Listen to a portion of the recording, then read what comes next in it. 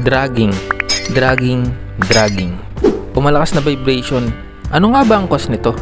Bakit nga ba nagda-dragging ang ating mga motor? Lalong-lalo na pagdating sa mga scooter. At ano-ano ang mga piyesang tinatamaan once na naging marumi o hindi natin nagawa yung mga proper maintenance na dapat dito sa panggilid natin. Dito na papasok na magda-dragging na ang mga motor. Sa video na to, isa-isahin natin ang mga piyesa ng panggilid o CVT na possible na palitin na o di kaya ay marumi lang kaya nagkakaroon na ng malakas na vibration o nagda-dragging na ang mga motor natin. Ipapakita din natin dito ang tamang paglilinis ng CVT, tamang pagbabaklas at pagkakabit ng mga ito, tamang pag-check ng mga pyesa at tamang paggagrasa ng mga bearings at torque drive para maiwasan na natin ang pagda-dragging ng mga motor natin. Kaya tapusin nyo itong video na to para malaman natin kung paano natin ito maiiwasan. So lahat ng yan pagkatapos itong intro. Travel, tutorials, review, basic maintenance, delivery rider.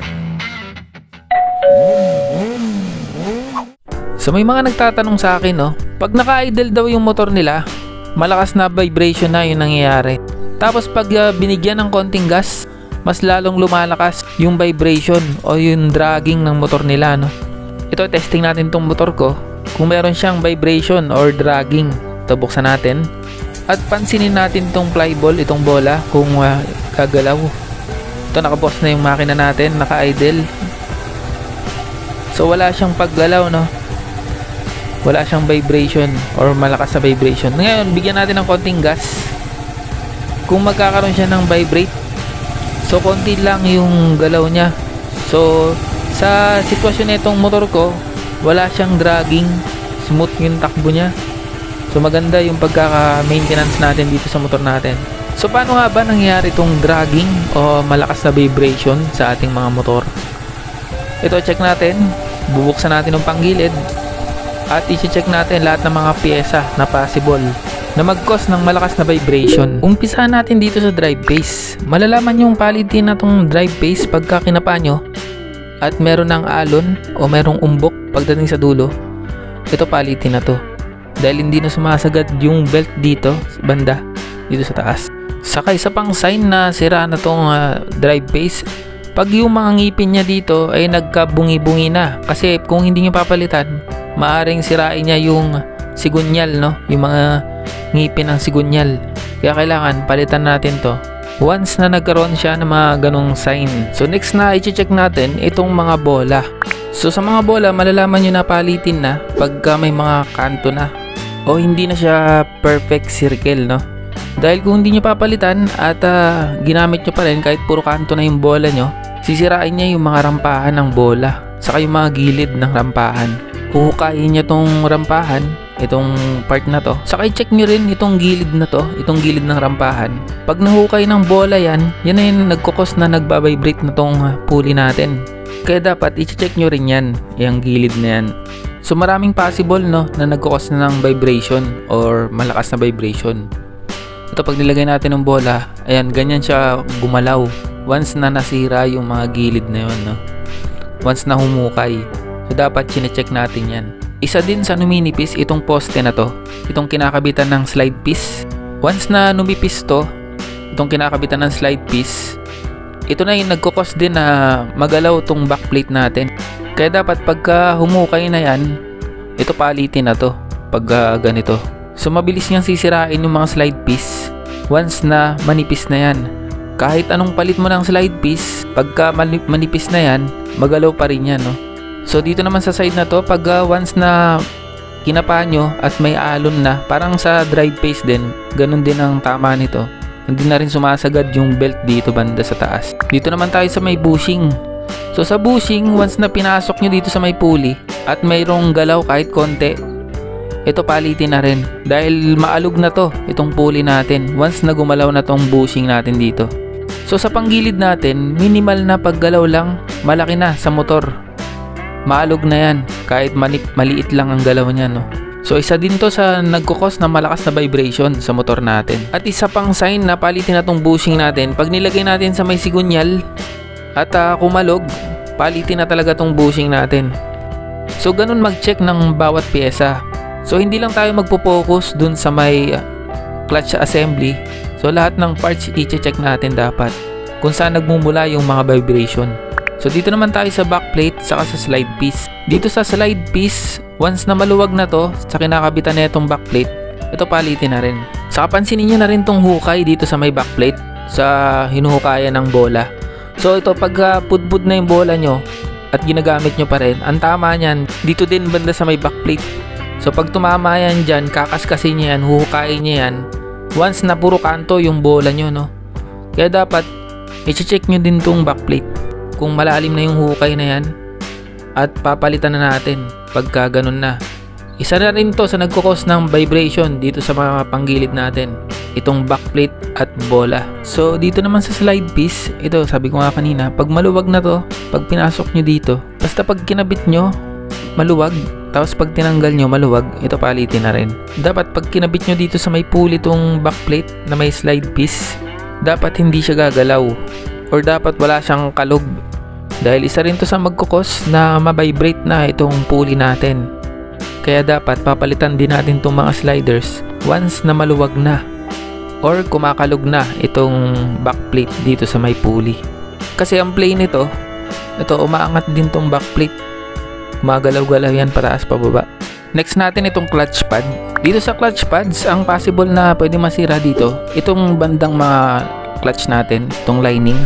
Ito kasing pads natin, numinipis to. Tulad nito sa akin, manipis na.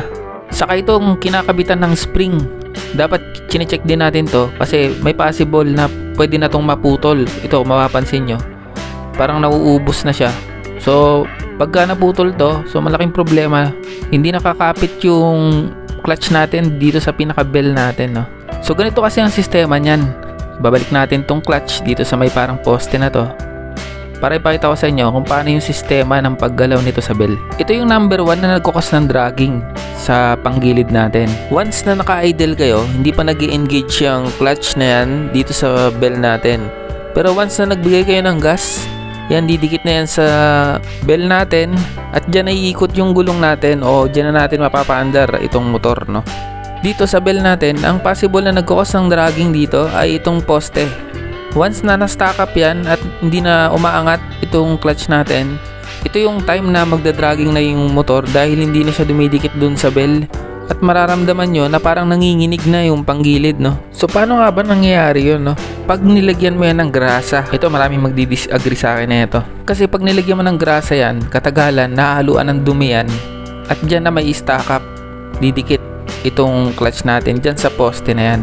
Much better na ilagay nyo dyan yung WD-40 or used oil. Pero bago nyo lagyan, liyahin nyo muna ng 1000 grit. After nyong maliha, lagyan nyo yung daliri nyo ng WD-40 or used oil. Tapos lipstickan nyo lang paikot dito sa may poste na yan. So yung tamang pagliliha, pasadahan nyo lang paikot. Huwag nyo masyadong panggihilan, baka maubos naman yan kalilihan nyo, no? Tatanggalin nyo lang yung dumi na nakakapit dyan sa may poste na yan. Next, itong mga clutch springs. So possible din itong mga spring natin na mag-cause ng dragging dahil kung may malambot dito at merong matigas, mauna umangat yung may malambot na spring at yung may matigas, mahuhuli dumikit dun sa belt natin. Next, itong belt. Kung fake na belt ang nabili nyo, may tendency kasi na pumagpag ito dun sa may CVT natin at ikasira ng iba't ibang pyesa, no? Kaya dapat kung bibili kayo ng belt, sa mga kasa lang, dahil ang fake na belt ay pwedeng maputol pag nasa biyahe kayo, no? So napakadelikado rin na fake na belt ang mabili nyo. So dapat pag nag-install kayo ng belt, dapat nakaharap yung pangalan, parang ganito, paharap. Kasi kung baliktad yung kabit nyo, possible na mag-cause ng pagpag na belt. Ito ay share ko lang din sa inyo, no? Wag na wag kayo maglalagay ng grasa dito sa bushing dahil ito yung nagkukos na nai-stack up ang bushing dun sa may sigunyal. Sabi ko nga kanina, once na naglagay kayo ng grasa at nalagyan ng dumi yung grasa, katagalan ay tumitigas itong bushing dun at ito yung nagkukos na nai-stack up itong bushing dun sa may sigunyal. At wala ka ng ibang paraan para matanggal to, kundi gagamit ka na ng puller o yung special tools. I suggest na wag na lang kayo maglagay ng kahit na ano para hindi mag-cause ng stack up, no? Dito naman tayo sa may torque drive. Dito sa torque drive, ang possible na masira dito ay itong mga pin. Once na hindi nyo nalagyan ng tamang grasa or naubusan ng grasa. Ito sa case ng torque drive ko, meron pa siyang konting grasa So pagka natuyuan ng grasa, ito yung magkukos na mag-overheat itong torque drive natin at pwedeng butasin ng pin itong secondary spring seat natin. Next na dapat i-check itong mga bearing dito sa torque drive. Once na kumalog na tong bearing, ito palitin na dahil ito na yung magkukos na sisirain niya na lahat yung ibang parts nitong torque drive.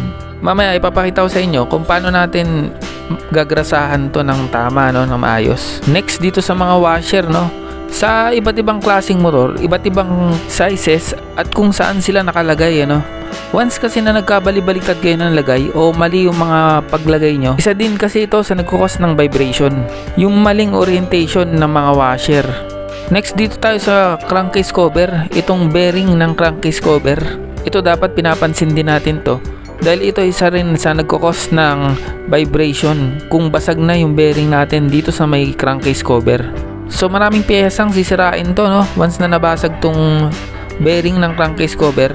Ang maapektuhan dito yung buong torque drive mismo, saka yung mga gearing sa gearbox. Next itong center spring.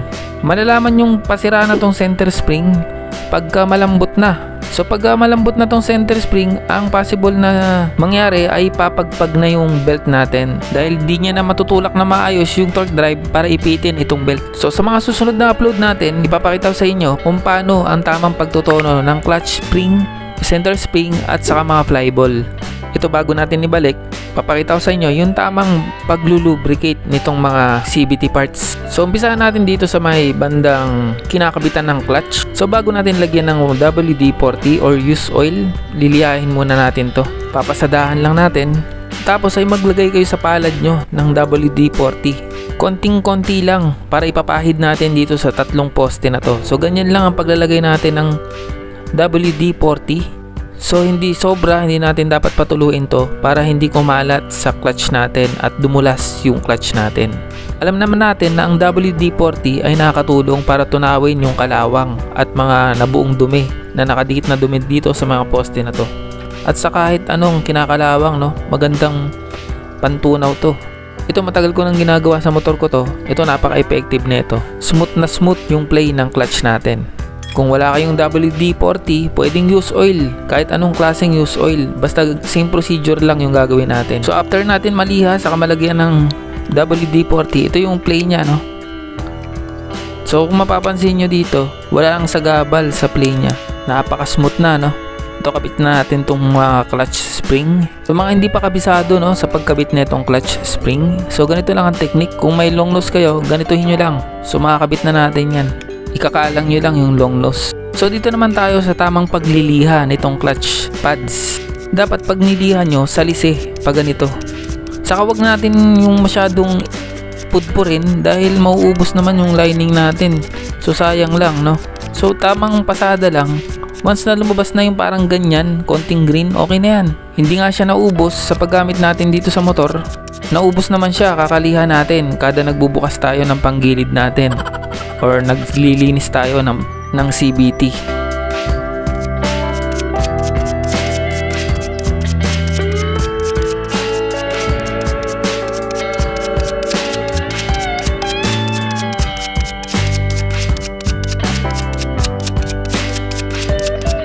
So ganyan lang, no?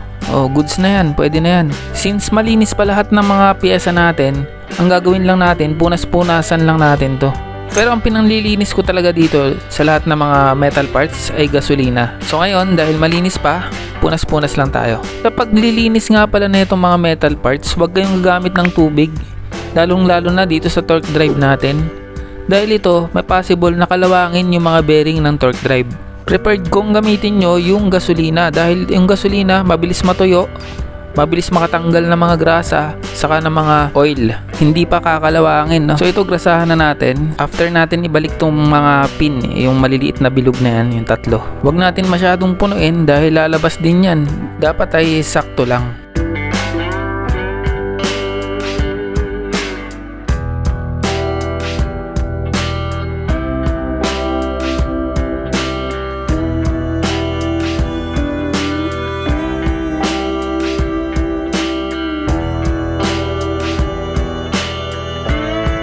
Tapos ito namang secondary spring seat. So pasada lang ng grasa to, konti lang.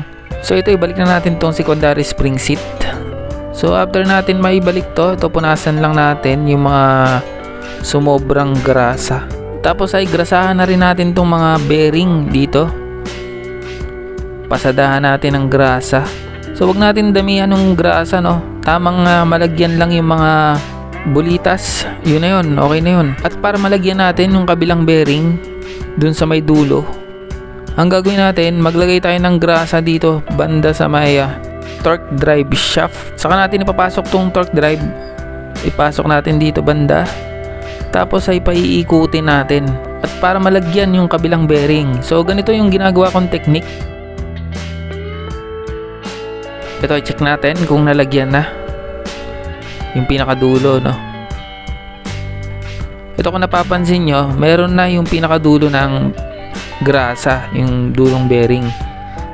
So tanggalin lang natin yung mga sobra. Ito, assemble na natin tong clutch natin.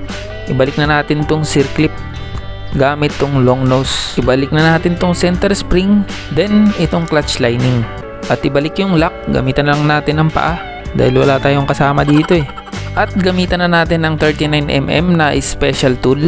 At para mahigpitan natin, ito ipupukpok lang natin. Since malinis pa nga siya, ito pupunas-punasan lang natin ng basahan. At kung gagamit kayo ng gasolina sa paglilinis nito, iwasan nyo lang yung oil seal na wag tamaan para hindi matunaw ng gasolina. Idagdag ko lang ito, no, itong torque drive shaft.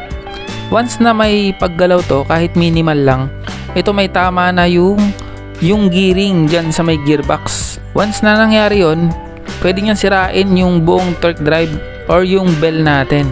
Dahil sa may paggalaw na yan, possible na mabengkong itong bell natin.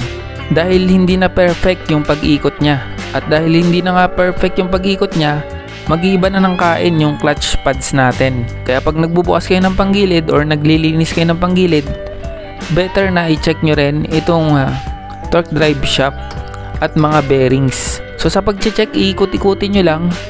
Kung sa pag-ikot nyo may narinig kayong malakas na tunog, either may tama na yung mga gearing nyo dun sa gearbox or yung mga bearings, no. Next, pasadahan natin ng liha tong bell. So saktong pasada lang, no, para mawala yung pagkakinis nitong bell natin. After natin may lagay itong mga bola, ibalik na natin itong backplate kasama ng sliders. Ibalik na natin itong mga washer at itong drive base. Tapos ay ibalik na natin itong belt.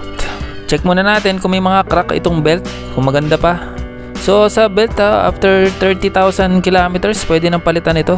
So habang binabalik natin itong mga pyesa, recap muna tayo. So dito sa video natin, napag-alaman natin na hindi lang clutch assembly ang nagkukos ng dragging o mga malakas na vibration.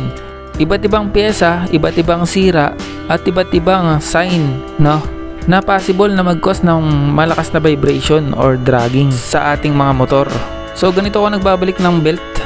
Inuuna ko muna yung pulley at drive base, saka ako iipitin tong belt dito sa may torque drive at isasalpak ko na. Tapos itong lock at konting higpit at testing na tayo. At ayun na, natapos na tayo. At kung sa tingin mo nakatulong tong video na to, please like and subscribe. Maraming salamat sa mga nanood. Yun lang. Thank you.